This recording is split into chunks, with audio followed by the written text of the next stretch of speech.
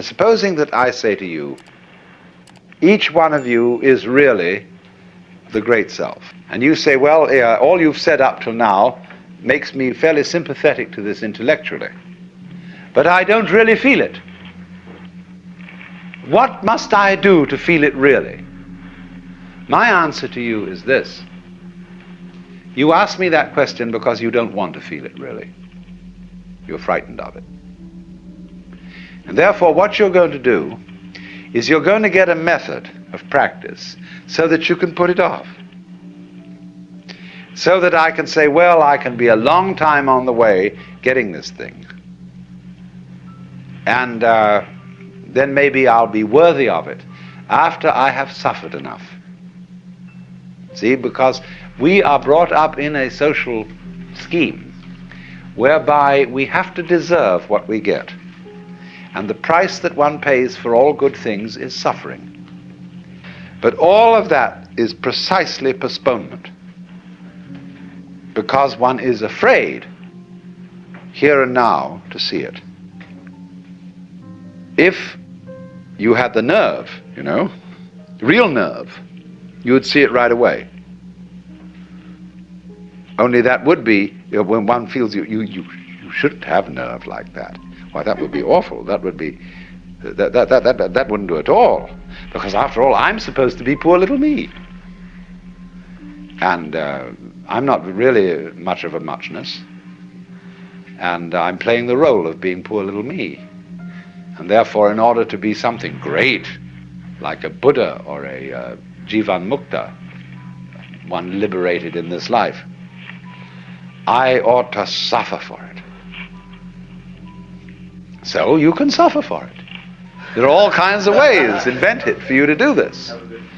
And you can discipline yourself, and you can gain control of your mind, and you can do all sorts of extraordinary things. I mean, you can drink water in through your rectum and do the most fantastic things.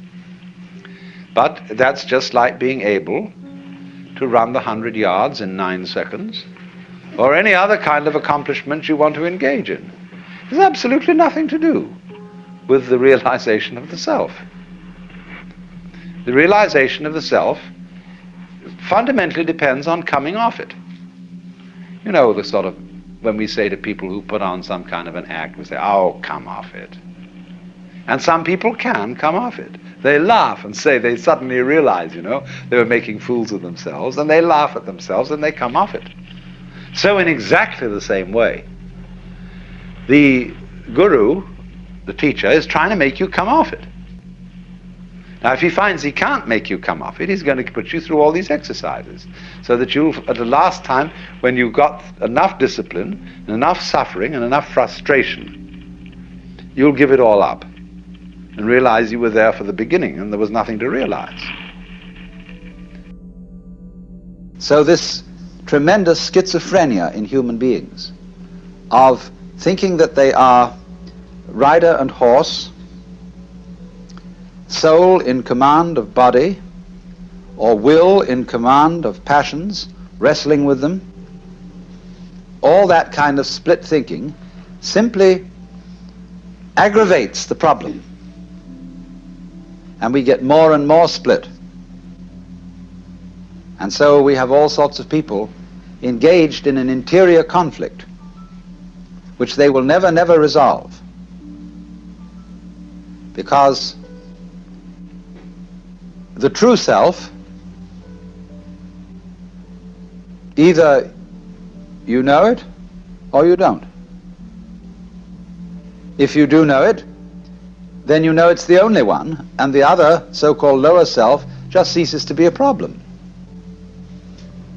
It becomes something like a mirage, and you don't go around hitting at mirages with a stick or trying to put reins on them. You just know that they're mirages and walk straight through them. And so that split is implanted in us all. And because of our being split-minded, we are always dithering. Is the choice that I am about to make of the higher self or of the lower self? Is it of the spirit or is it of the flesh? is the word that I have received of the Lord, or is it of the devil? And nobody can decide. Because if you knew how to choose, you wouldn't have to. In the so-called moral rearmament movement, you test your messages that you get from God in your quiet time by comparing them with standards of absolute honesty, absolute purity, absolute love, and so on. But of course, if you knew what those things were, you wouldn't have to test. You would know immediately. And do you know what those things are? The more one thinks about the question, what would absolute love be? Supposing I could set myself the ideal of being absolutely loving to everybody, what would that imply in terms of conduct? Well, you can think about that till all is blue, because you could never get to the answer.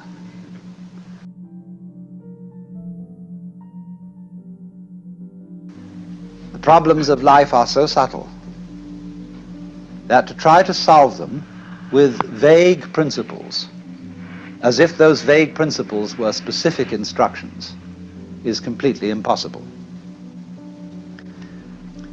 It is important to overcome split-mindedness, but what is the way? Where can you start from if you're already split? A Taoist saying is that when the wrong man uses the right means work in the wrong way. So what are you to do? How can you get off it and get moving?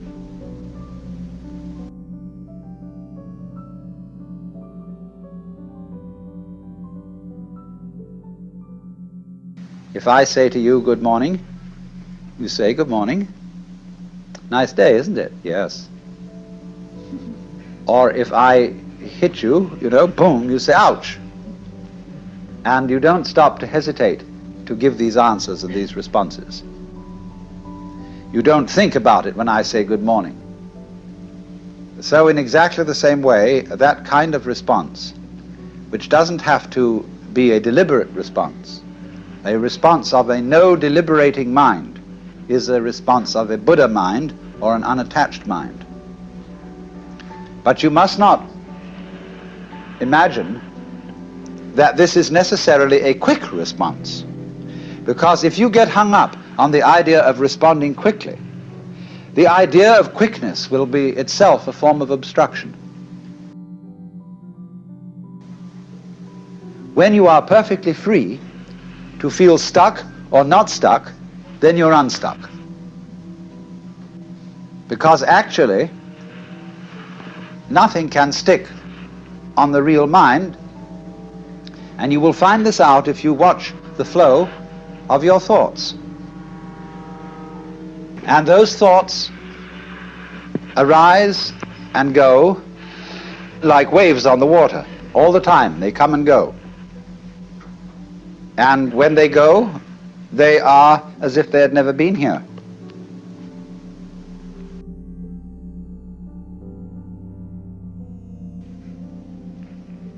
There is process. There is the flow of thought. And the flow of thought doesn't have to happen to anyone. Experience does not have to beat upon an experiencer. There is all the time simply the one stream going on, and we are convinced that we stand aside from it and observe it, because we've been brought up that way. It's very important to get rid of that illusion of duality between the thinker and the thought. So find out who is the thinker behind the thoughts. Who is the real, genuine you?